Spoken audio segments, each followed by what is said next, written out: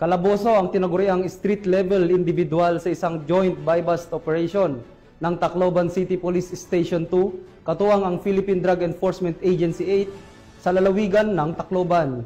Patrolwoman Cristel Palafax sa ulat.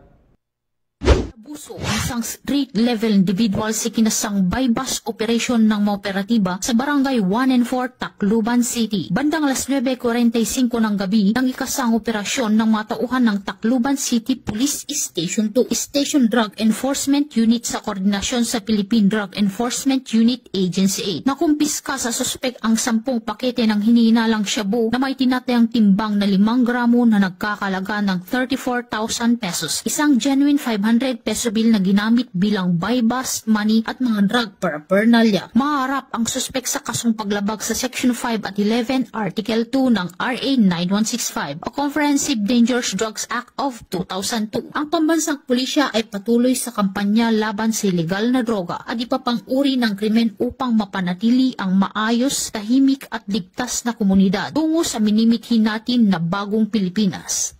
Mula dito sa Police Regional Office 8, ako ang inyong PNN correspondent, Patrolwoman Palafox, alagad ng batas, tagataguyod ng Balitang Pulis.